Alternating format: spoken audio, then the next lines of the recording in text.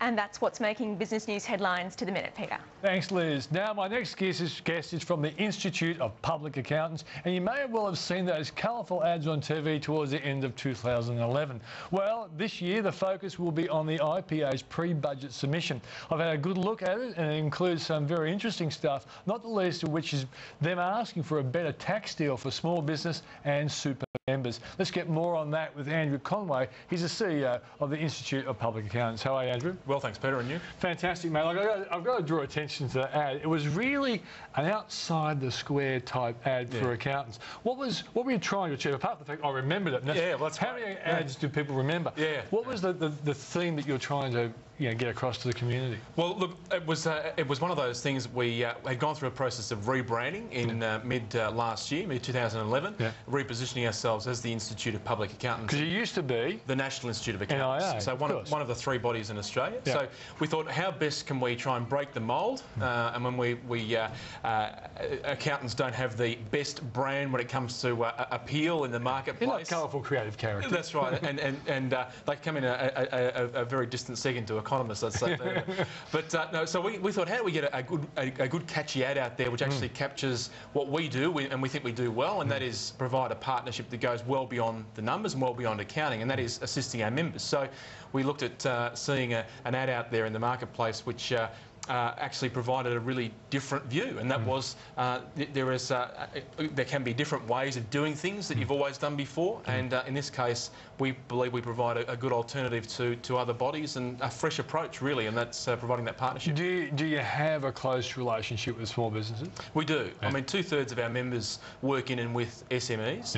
Or are small businesses themselves. Well, indeed, absolutely. So we have a large proportion of members that run their own businesses, so that gives us a really unique perspective. So not only are they providing really good counsel to other businesses, but they're actually having to run their own businesses themselves. So that's really the main focus. Okay, now, a lot of people don't understand this, but the organisations like yours and others around across the country put in their pre-budget submissions. Of course, we always think budget's in May, but there's a lot of work happens beforehand, and you guys get a chance to put in your wish list. Yes. Let's start off with taxation.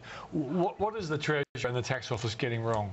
Well, I suppose we'd have to be diplomatic and say, what could they be doing better? Yeah, that's very nice of you. Well, try to be diplomatic. Look, what we think is there's some significant systemic gaps and some structural gaps in the market in the taxation regime, particularly in relation to small business. And we think there's a need to look at small business tax concessions, the potential of actually offering and freeing up some cash to small businesses now, rather than looking at other incentives to try and inject some assistance. And we're talking about, in the case of the $5,000 write-off of cars. Well, the reality is not every small business will buy a car. No. So how do you free up cash now? So our budget submission really goes to recommending to the government that there should be a tax concession for small business operators. So the proportion of their income they earn from small business activities should receive a tax concession. And that, so tax at a lower rate, effectively? Basically a lower marginal tax rate for small business and small business operators. So we've proposed that in the sense of more of like an entrepreneur's tax offset. So the ETO's coming out of the tax system I think in July. So we're saying, well, let's use that mechanism to provide a tax concession to small business owners and operators now, and that will actually enable them to free up some cash immediately.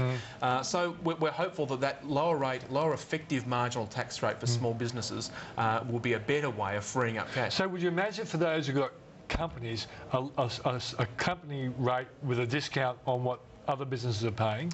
Yeah. And what about for the sole trader and the partnership they're paying the normal? Well, actually, our tax concession says we think for those sole traders, we'll be more targeted to the sole traders. So the proportion of their income earned from small business activities to be a concessional rate. In terms of the actual corporate structures, we're saying perhaps the government should consider a carryback loss provision. So the loss you earn in the current period, the current reporting period, could be offset. It should be able to be offset against previous earnings. So the carryback provision to actually enable almost an incentive to invest, a reduction in the risk to investing for small businesses who are wanting to invest in their own business. You're sort of saying if a small business lost 20,000 one year and then next year they make $100,000, they can carry that loss forward. Yeah, well, actually, perhaps even in the reverse. Say if you made the loss in the current period, but you made a surplus in the previous period, when you paid tax on, can you offset against the previous and bring and effectively get a refund? Correct. Of course, that makes a lot more sense. Yeah. What's your feeling? Well, because the budget consideration, the surpluses are really important. Look, but they've never really come up. No government, I think, in the last 10 or 15 years has ever done anything unbelievable for small businesses. There's been some throwaways. It's time, isn't it? Look, well, to coin a phrase, look, I think it is time for us to look at a systemic review. But what we've actually put into our submission, Peter, is to say, what is the blueprint for revenue in Australia? What is the blueprint for the government to fund its obligations well into the future? Now, that's going to take some political courage because it might mean some large changes. Now, there's been precedent for this recently. The UK have had a systemic review of taxation and introduced some systemic reform. New Zealand equally. So we think that the time's right, and certainly there are sectors that are really hurting and need some reform. And the USA and the UK are more compassionate to their small business. There's a bit of positive discrimination towards small businesses in both those countries. Well, certainly in terms of the supply chain, even of government enterprise and government contracts, there's a preference to small businesses. They have, in the US, they have a small business administration, a very large government agency which coordinates even things like disaster relief and recovery of small businesses.